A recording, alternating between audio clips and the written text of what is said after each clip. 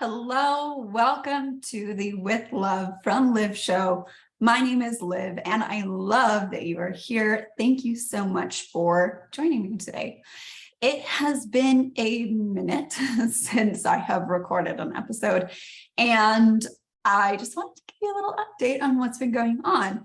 So if you are not following me on social media, then I have been traveling a ton over the last few weeks, which is why I kind of took a break from the show. I just wanted to be present, and I wanted to have fun on some of these trips because that's what I built my business for, right? I didn't build it so that I had to be on call all the time. I built it so that I could have a lot of freedom.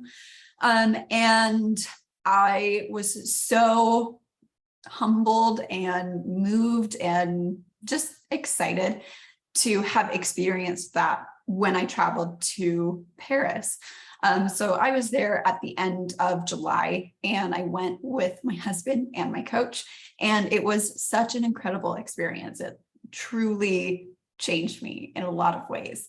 And it also changed how I do my business. So that's another reason why I've been quiet on here, is because I've just been doing a lot of restructuring. I've been doing a lot of onboarding. I actually crafted my business so that I could take on a lot more one-on-one clients, because I polled you guys and I asked, do you like group or one-on-one coaching? And you guys said that you want one-on-one. And I've been trying to accommodate a lot of people, which is why I would do group coaching options. But I hear you. I hear you that you want one-on-one. I hear you that this work is very personal. And so a lot of you just want your privacy with that. And I respect that. And so that's what I've been taking time to create and to make space for a lot more people at once. So it's been very exciting. Lots of changes, lots of shifting, lots of welcoming new clients, as well as some old clients, which is very fun, especially because as I move forward, my coaching is not exclusively dating. I'm also working with people on business and just overall lifestyle mentorship. And it's been incredible. I've seen some of the most sensational changes and shifts. And it's just why I do it, right? To see that and to watch people step into loving their life in a new way. And that's really at the core of my business, is just love. Sometimes it's romantic. Sometimes it's for what you do. Sometimes it's for who you are. Sometimes it's for your life or your job. But at the core, it's always, always love. So with that, I also launched my book.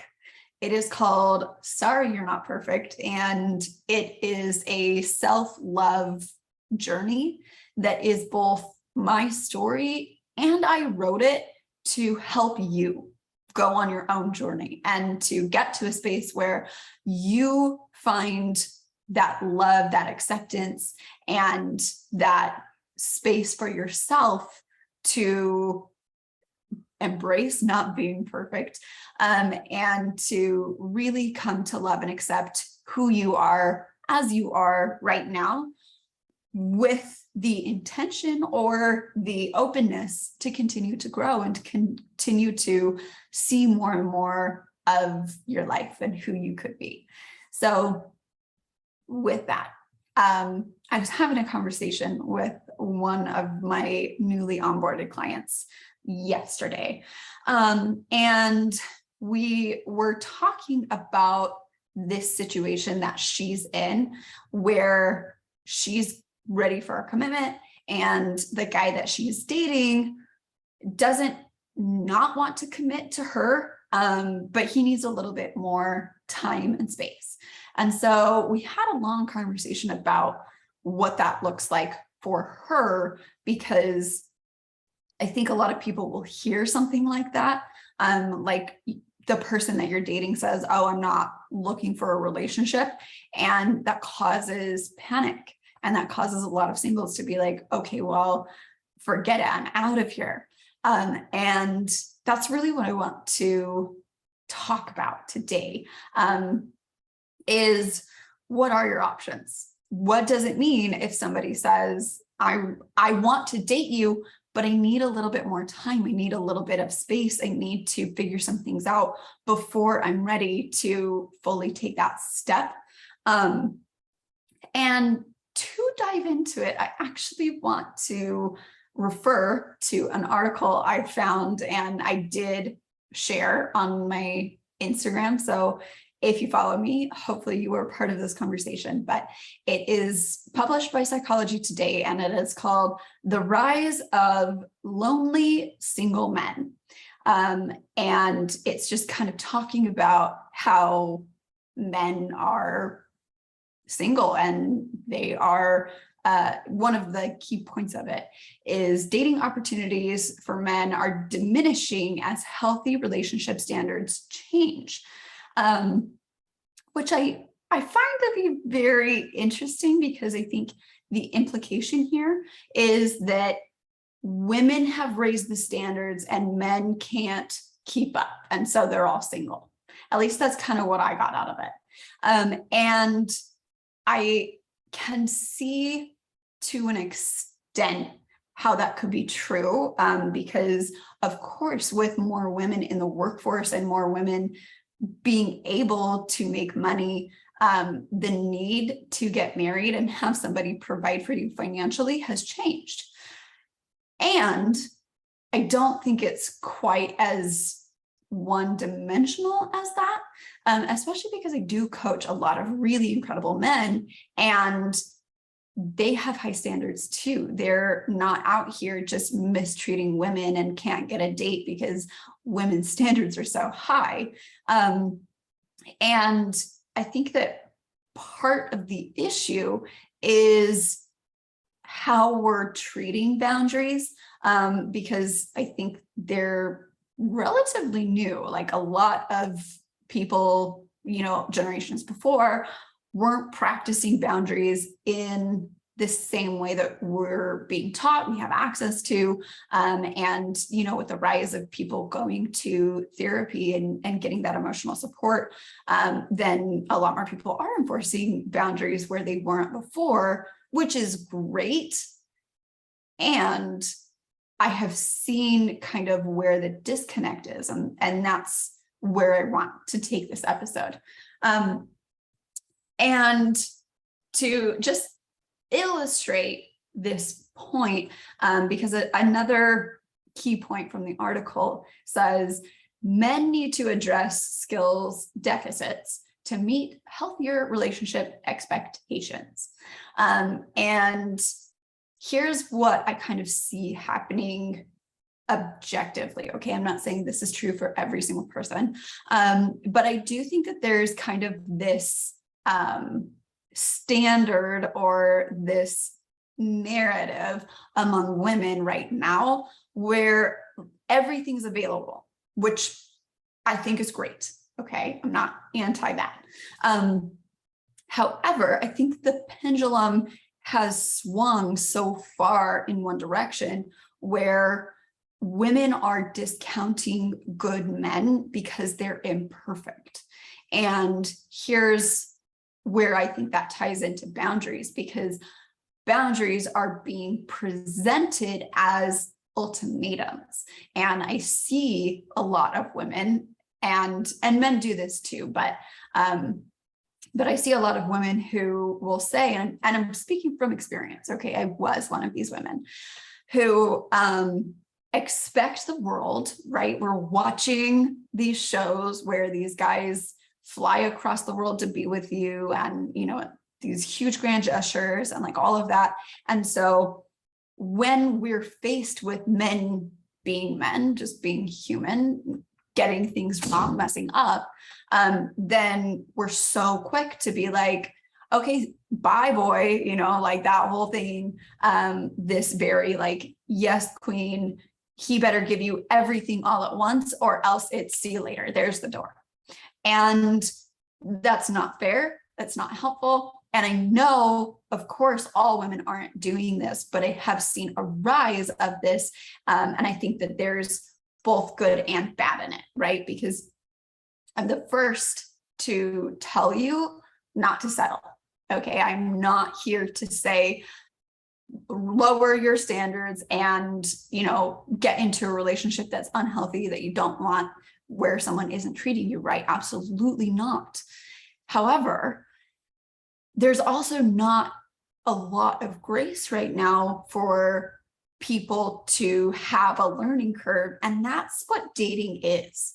Like, dating and relationships in those beginning stages, especially before you make that long-term commitment, it's about learning.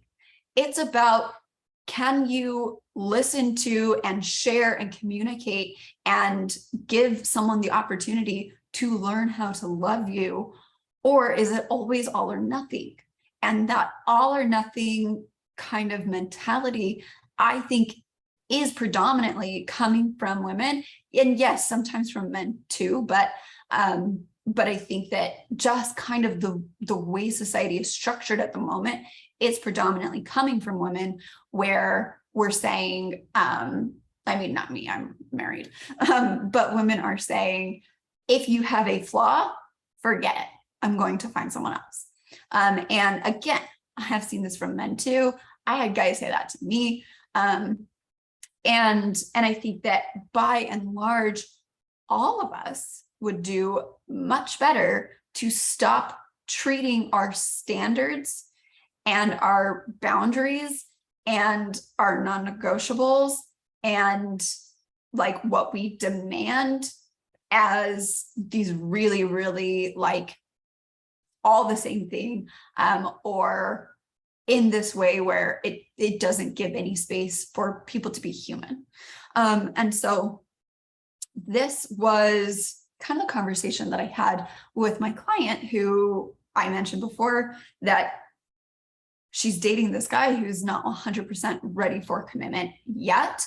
But the important thing to know is that he doesn't not want commitment.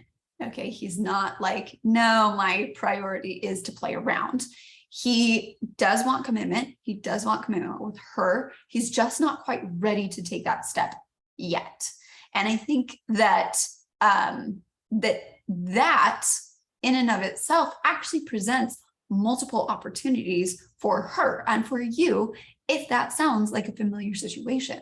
So if you are faced with dating someone who wants what you want, but isn't quite where you are, isn't quite ready to take that step, then there are really three major things you can do. And this is not all of your options, but these are the three major ones that stand out to me as a coach. Number one, you can say, okay, well, I'm super ready. If you're not, then that's okay. I'm going to find somebody else. And you cut that cord and you bail. And I see that happen as the most common route for people. And that's okay, but I actually don't think it's the best route, because that person isn't saying, I don't want to be with you. And, there's it's really common. I've seen it all the time where people are like, well, if he doesn't want a relationship with you right now, he doesn't want one, like walk away, or it's something to that effect. And that is not necessarily true. A guy could want a relationship with you and still not be ready to take that step quite yet.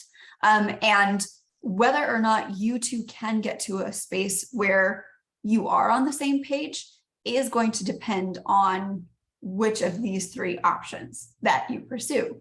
So number one, cut the cord, bail, go find somebody else. Number two is just keep dating him, don't date anybody else, be exclusive, and hope that you're not waiting around too long and that he'll come around and that you guys will get together. That is an option. I also don't recommend that option, because he's getting what he wants in that situation, but you're not, right? So how do you both get what you want? right? Because in this first option, you get what you want and he doesn't. And in the second option, he gets what he wants and you don't. In the third option, you can say, hey, I hear you. I hear what you're asking. I hear what you're saying. I hear what you're needing, which is a little more time, maybe a little bit of space, but overall, not space from you, space with you, right? So he's not saying, I don't want a relationship. He's just saying, I'm not ready quite yet. Can you wait for me? Can you be patient? And you can say, yes, you can wait. And you can also let him know that you're happy to respect what he's saying to you. You're happy to give him a little extra time and to give him space to get what he wants, because you hope that you two will come together. And this is what I told her. Also communicate that if you two are not exclusive, if he's not ready to commit, that's going to be okay. And you can give him some more time. And you are going to start dating other people. If you've stopped, maybe you haven't, but just be very clear that you are still keeping your options open. If he's saying, I like you, I want to build with you, but I'm not ready yet, that's okay. And I'm going to keep myself open to maybe finding somebody else who is there faster, because my priority is a relationship. And it's not really about a relationship for relationship's sake. But it's okay to be ready for a relationship and to pursue that. And so in this kind of third option, you're saying, okay, I can give you space and I can not call this exclusive. I cannot call you my boyfriend. And if you're not my boyfriend, I'm not going to act like your girlfriend. I'm going to pursue other options. And if in a couple of weeks, a couple of months, we're still in this same place, we can revisit this conversation, or maybe you feel like you're ready and we commit. But also maybe in the coming weeks or months, I meet somebody else who is ready quicker, and then I get the relationship. And, you know, that's just kind of how the cookie crumbles sometimes, right? So in this way, you're not saying it's all or nothing, right? You're giving space for both of you to still be pursuing what it is that you want. And this is the true power of boundaries, because boundaries are not there to say, you must behave this way if you want me to stick around. Okay, that's manipulation. Boundaries are you communicating how you're going to act in the pursuit of honoring what it is that you want. So if you were to say, well, if you're not ready to commit to me right now, then let's break up. That's not a boundary, that's an ultimatum, right? If you were to say, I can hear you and hold space for you and still pursue what I want and hope that we will still come together, but, you know, life is life and maybe that's not what's going to work out, then that is a boundary, because you're saying, yes, I will wait for you and I will not put my needs on the back burner. I will still be pursuing them. I will still be giving myself space and permission to be seeking that out. And I hope that it works out with you. But if not, I'm still going to get what I want, right? And then in that way, it's not this, you know, like, or else. It gets to be yes and.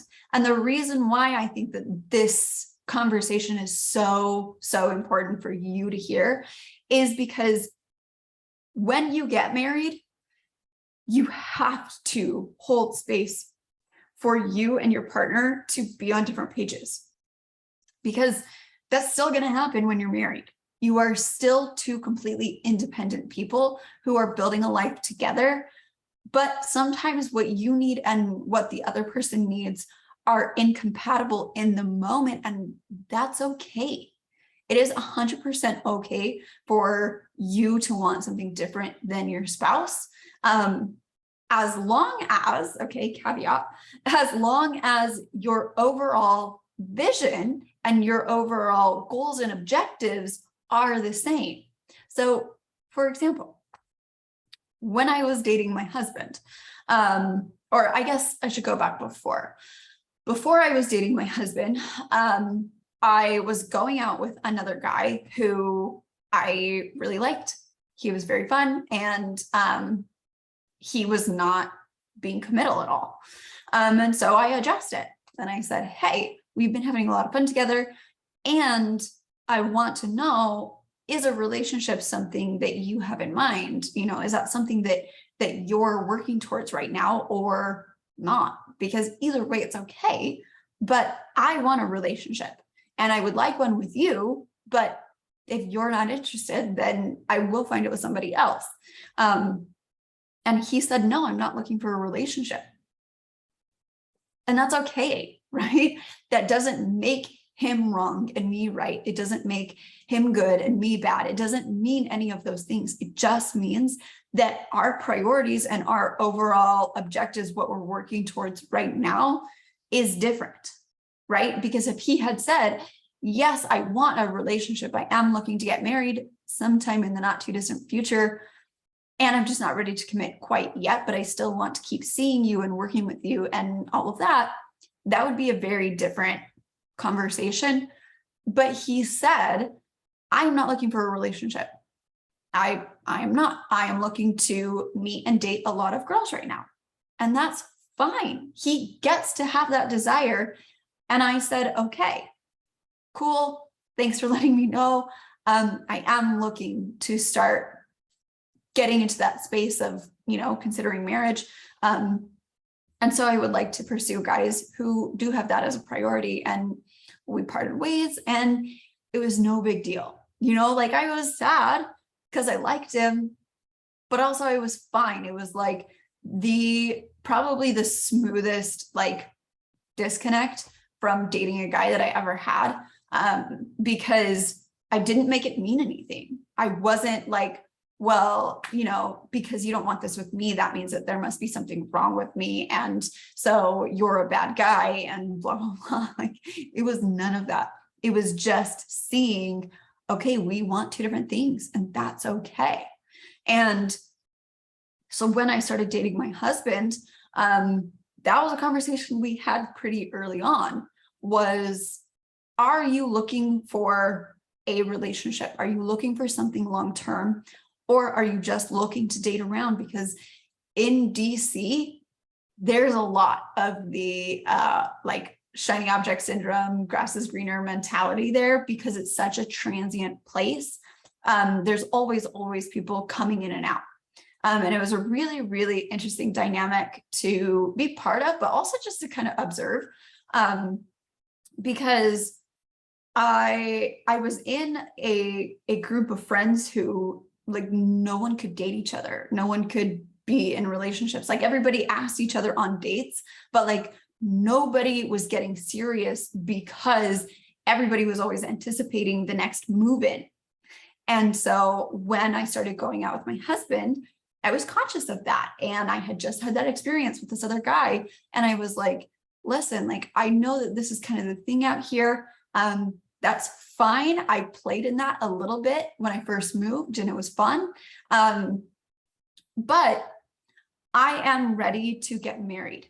I am ready to get into a long-term relationship.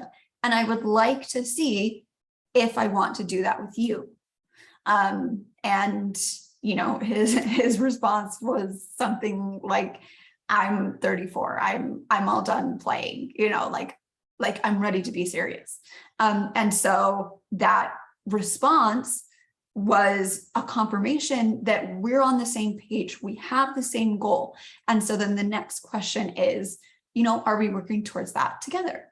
And in this space of just like being a little less reactive in these conversations about your boundaries and what you want and what you're looking for, and giving a little more credence for people to want what they want without making it mean anything about you, without having to cut them off or, you know, like kick them to the curb and gas queen, like whatever, then you get to start building healthier relationships, because this whole mentality of, the second he steps off, then he's dead to you, that's not going to bring you what you want. Okay, that's still playing into something that doesn't exist. That is playing into your own insecurities, because if you're so insecure that you cannot give someone space to be imperfect and to want something different than you right this second, even though their overall vision and objective is the same, and they just maybe need a little more time or space to get on the same page with you, then you're going to have a lot more issues, because that's where that's coming from, right? If you cannot say, okay, we want two different things in this moment, but overall, we do want the same thing, we want that with each other, then that's your own insecurities at play. That's you saying, I am so afraid that you're not choosing me. I'm making it mean something that you're not choosing me, that you don't want the same thing as me, that we're, not exactly in the same space at the same time right this second. That's you saying, I'm afraid that I'm not going to have this. And so I must bail. I must run away, because I can't face the reality and the work that it takes to let you learn, or to give you space, or for the possibility that you might not come around. And as long as you're operating in that space where nobody meets the grade and you're cutting everybody off, and this is very common too. This is very much both men and women. They create the unicorn syndrome, which is, I just am never going to find someone that's exactly what I'm looking for. And so I disqualify everyone for like these little things that don't matter. That is such a cry for help. Oh my gosh, I'm sorry. You are special, but you're not that special. Like, you can find lots of people who can make you incredibly happy, who can give you what you want. But if you're not emotionally mature enough to give them some space to be on a different page than you for a time, then you're going to keep perpetuating that same nobody is good enough to be with me, quote unquote. I can't ever find someone. I'm so unique. I'm so rare. If I ever find someone, they'd have to be so special, so blah, blah, blah. Oh my gosh. Like, I'm sorry. I was there. I used to do that. And I see it all the time, especially right now, because yes, the standards for dating have raised, and that's across the board. Men and women now are meeting each other, and they're connecting, and they're building relationships based on love and connection in a way that wasn't available before, when marriage was a necessity, right? It's not like specifically a necessity for you to live, right? And so now how you approach dating has changed. And that is especially true with dating apps and with social media, because so many people are available to you in an instant that a lot of people are falling into that. Like, well, what if I come across somebody better? What if I swipe up on this person and then a better profile comes along and I miss out on that? Well, guess what? To commit to somebody is to miss out on all of the other relationships. And if you can't square with that, you are not ready for a relationship. Okay. So when it comes to raising your standards, have high standards. Absolutely demand to be treated well, right? And I say that somewhat hyperbolically, because like, you shouldn't be demanding it. I think there are good people everywhere. I think that most people have good intentions. I think that most people are not out to hurt you. Most people are not out to mistreat you. And most of the time, what we perceive as being mistreated is actually a need that we have not communicated and we're just assuming that the other person should know to do or not do this thing. And when you start assuming that your partner should just know how to love you without you telling them, without you being open and communicating, that is a recipe for breakup. That relationship just cannot last, because nobody knows how to love you until you tell them how to love you, right? You can pick really nice people to date, and the nicest person in the world, the kindest person in the world, I actually don't really care for nice people. The kindest person in the world will still not know how to love you the way you want to be loved until you tell them. And yes, there are personality traits that are going to be more conducive and receptive to you saying, okay, like, you're a very outgoing personality. And so it might be a little bit easier for me to let you know that, I need to go out more, right? Like some people are so social, and if they're dating someone who's not social, and that's like a need that they have to feel good and to feel excited about life, then it's going to be a little harder to get your partner to go out with you if they don't ever want to go out. Like, right? Does that make sense? So yes, like, pick somebody who is compatible in a lot of ways that you can kind of gauge up front. Like, I did pick my husband because he was social, he was outgoing.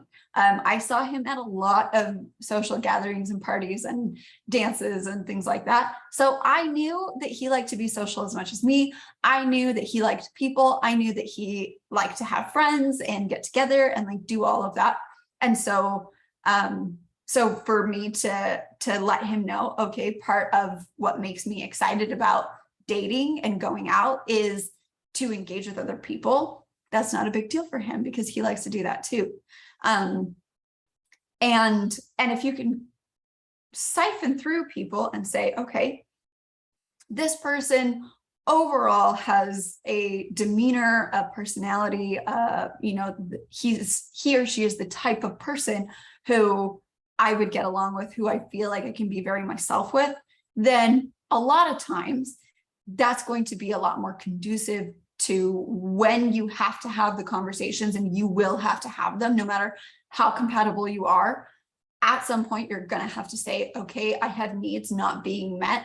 How can we have both of our needs met together?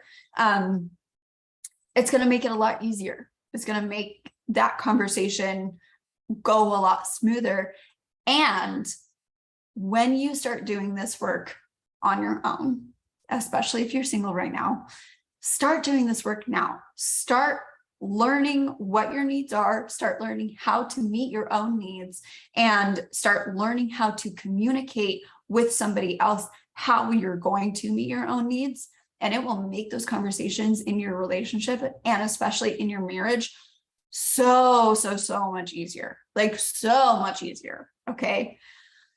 If you want a little bit of support getting into that space, if you're listening to this and you're like, okay, all well and good, but where do I begin? Right? Like, how do I even know what it is that I want, what it is that I should ask for, what it is, like, what conversations to have about boundaries, what my boundaries are? Go check out my book, please. It is written in a way to help guide you through this process to an extent, right? I mean, I can only do so much through a book, but it is there to guide you, to support you, and to help you along this journey. And as I mentioned at the beginning of this episode, I do have a lot more spaces available now for one-on-one. So if that's something that you're like, okay, I know that I need more support, I know that I want to work with Liv, I know that I'm ready to really up-level my life and fall in love in new ways, then reach out to me, send me a message on Instagram, DM me the word Paris, because most of my coaching is actually inclusive of a Parisian experience, which you are definitely not going to want to miss, because it changed my life, and I'm pretty confident it's going to change yours too. So I would love to connect with you. Be sure to reach out to me. If you have any questions, you can send me an email. I will drop a link in the show notes to my email, my Instagram, and to my book. Whichever of those things, or if all of them call to you, then I encourage you to act on that feeling. Give yourself what it is that you need. Give yourself what it is that you want. And just know you can have high standards. You don't have to settle, and you don't have to be issuing ultimatums. Let's do this in a healthy way. Let's bridge this gap and help spread more love. Okay. I love you. Thank you for tuning in, and I will talk to you soon.